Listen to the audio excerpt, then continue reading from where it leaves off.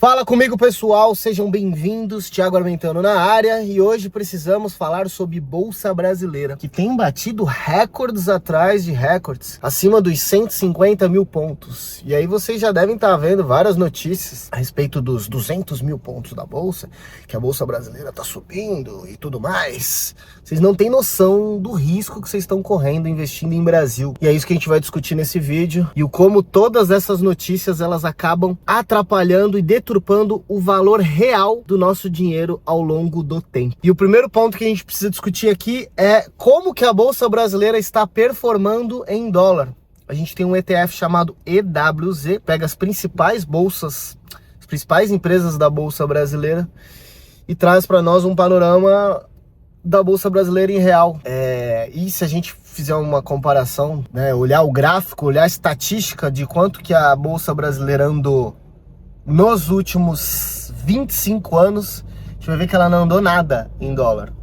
Ou seja, o dólar saiu de 1 para 1 lá em 99 com a mudança do câmbio, que a gente saiu do câmbio fixo para o câmbio flutuante, para agora o dólar se multiplicou 5 vezes, e isso fez com que a Bolsa Brasileira não se mexesse nesse período. Falando do valor de lá para o valor de cá, né? Óbvio que ela teve as suas oscilações e em real tem subido, tá? Mas do ponto de vista do seu dinheiro, quanto ele de fato vale para a economia global, e não tem como a gente ignorar isso, porque grande parte daquilo que a gente usa no Brasil depende da cotação do dólar, como por exemplo o trigo, como por exemplo a gasolina, o combustível, o diesel, que faz o transporte de tudo, diesel usado nos caminhões, não sei se você sabe, e peça automotiva, medicamento, muito do que a gente utiliza no nosso dia a dia é variável com o dólar. E se a gente fizer essa análise dentro de uma perspectiva de ganho real da bolsa em dólar, a gente praticamente não teve isso ao longo desses últimos 25 anos, com períodos bons e outros períodos não tão bons assim. E esse que é o grande ponto para mim. Porque quando você coloca o seu dinheiro num ativo, mesmo que seja de renda variável, você precisa ter algum tipo de segurança com esse ativo. A cotação da empresa cai, mas quando a gente investe num ativo, a gente investe em um ativo que tenha fundamento, tá? Não é um jogo no escuro. A gente não está tentando a sorte, a gente está escolhendo empresas boas, a gente maximizar o nosso retorno. Então não é o aleatório. E quando a gente faz uma análise do que é a Bolsa Brasileira, primeiro que ela é muito comoditizada e dependente também do setor financeiro. Grande parte da nossa Bolsa hoje é concentrada em pequenos setores, né? Em poucos setores, na verdade, não pequenos, mas poucos setores.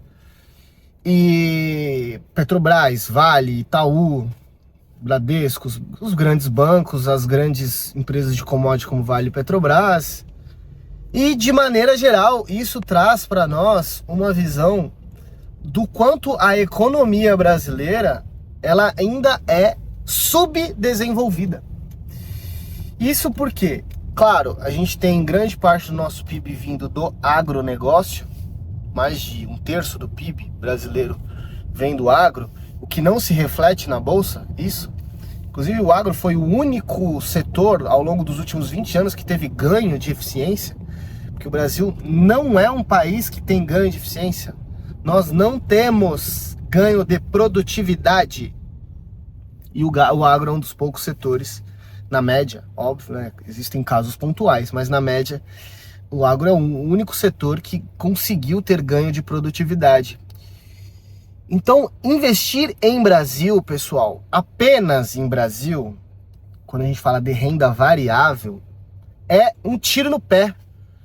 Inclusive, temos um risco duplo, porque quando acontece qualquer evento em escala global, as empresas brasileiras vão sofrer e o dólar, frente ao real, provavelmente vai se valorizar.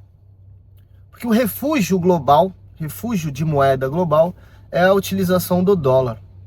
O dólar é a moeda mais transacionada no mundo, utilizada para importação, exportação, cotação de petróleo, cotação de ouro, cotação de Bitcoin.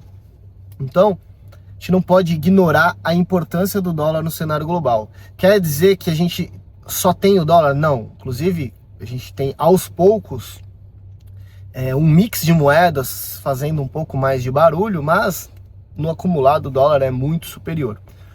Então não dá para a gente deixar de diversificar o nosso patrimônio em dólar. E quando a gente olha as notícias de que a Bolsa Brasileira está batendo recorde atrás de recorde, a gente não consegue, muita gente não consegue entender que esses valores são nominais. Eu tô falando que isso é ruim? Não, eu só tô falando que, comparado com o resto do mundo, a gente está ficando muito para trás. E outro aspecto fundamental é que o dólar, que tem se desvalorizado aí nos últimos anos, nos últimos meses, ele tem se desvalorizado basicamente não por conta de uma economia brasileira mais pujante, mais forte, mais robusta, um fiscal mais equilibrado. Não tem nada a ver com isso. A verdade é que até se a gente comparar Brasil com outras economias emergentes, o Brasil cresceu menos. Nossa moeda se valorizou menos, inclusive. Então, é um cenário global de industrialização americana, que tende a desvalorizar o dólar frente a outras moedas globais, é natural, porque para você ter um mercado competitivo interno, você tem que sacrificar um mercado externo. A gente está falando de moeda, isso aconteceu com a China durante muitos anos.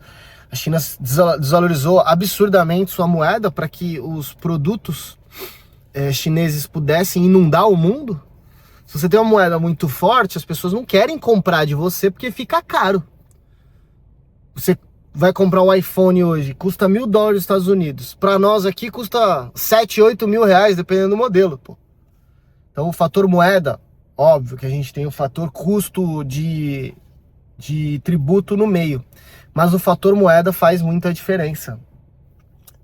Então quando um país ele começa a se industrializar, ele começa a ficar mais forte internamente, gerando mais consumo interno e aumentando o seu nível de produção industrial interna, você tem uma economia começando a se fortalecer de um ponto de vista, mas você tem, do ponto de vista de balança comercial, do ponto de vista de exportação, um cenário, dependendo do caso, adverso.